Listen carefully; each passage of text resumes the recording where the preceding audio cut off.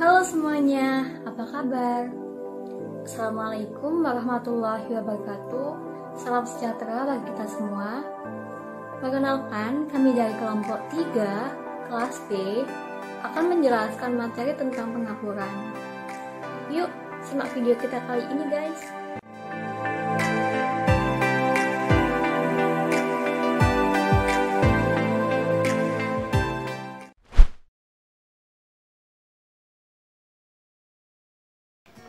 Pengapuran merupakan salah satu cara untuk mengatasi rendahnya pH pada perairan.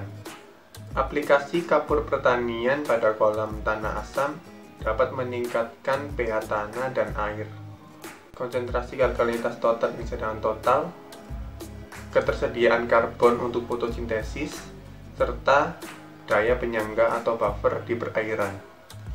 Kapur dolomit merupakan material kapur yang biasa digunakan dalam pertanian untuk mengurangi keasaman tanah serta menambah unsur kalsium dan magnesium pada tanah.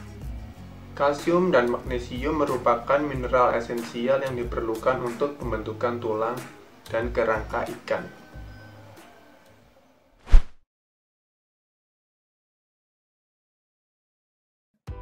Kapur oksida atau kapur tohor yaitu jenis kapur yang pembuatannya melalui proses pembakaran. Secara ilmiah, kapur ini disebut dengan kalsium oksida atau CaO. Kapur oksida atau kapur tohor ini adalah hasil pembakaran kapur mentah atau kalsium karbonat atau nama ilmiahnya CaCO3 pada suhu kurang lebih 90 derajat Celcius. Jika disiram dengan air, maka kapur tohor ini akan menghasilkan panas dan berubah menjadi kapur padam atau kalsium hidroksida atau nama ilmiahnya yaitu CaOH. Menurut Ahem et al. Tahun 2018, jenis kapur ini berfungsi untuk mengurangi keasaman tanah dan juga sebagai efisiensi penggunaan. Selanjutnya yaitu kapur hidroksida atau kapur tembok. Kapur ini merupakan jenis kapur hasil pembakaran pada kapur oksida atau kapur tohor, yang kemudian ditambahkan dengan air yang dalam bahasa kimianya disebut dengan kalsium hidroksida atau CaOH2. Kapur hidroksida dapat berupa kristal tak berwarna ataupun bubuk putih. Kapur hidroksida dihasilkan melalui reaksi kalsium oksida atau CaO dengan air atau H2O.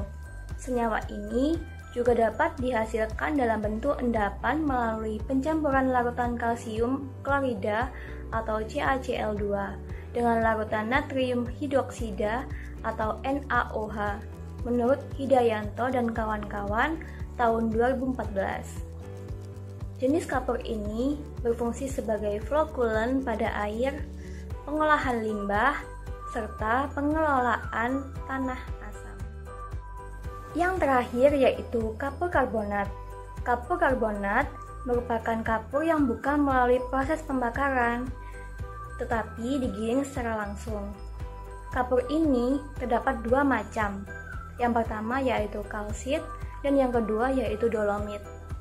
Untuk kapur kalsit mengandung kalsium oksida sebanyak 47% dan kalsium karbonatnya sebanyak 85%.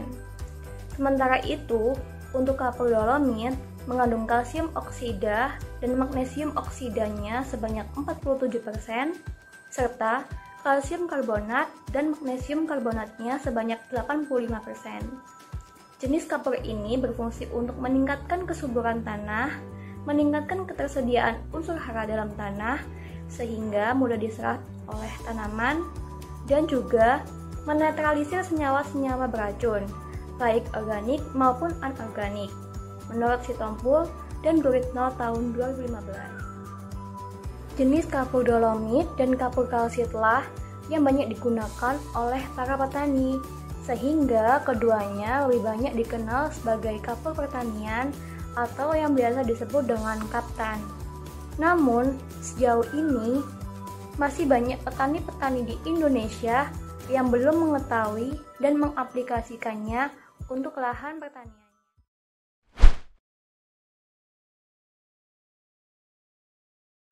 Manfaat pengapuran sendiri pada kolam dapat meningkatkan pH tanah, meningkatkan konsentrasi alkalinitas, dan juga menciptakan sistem penyangga atau buffer pH di perairan, serta berpengaruh nyata terhadap tingkat kelangsungan hidup ikan, peningkatan kualitas air pada media pemeliharaan untuk kelangsungan hidup, dan juga dalam efisiensi pakan.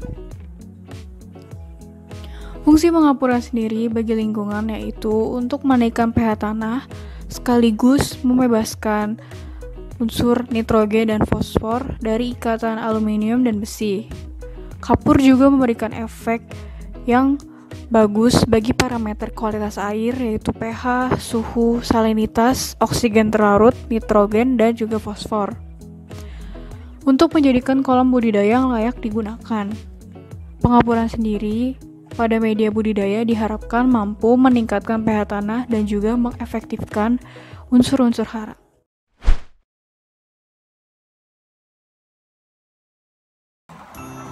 Menurut tim perikanan WWF Indonesia 2011, pengapuran diawali dengan melakukan pengukuran pH tanah terlebih dahulu, agar kemudian dapat disesuaikan dengan kebutuhan kapur.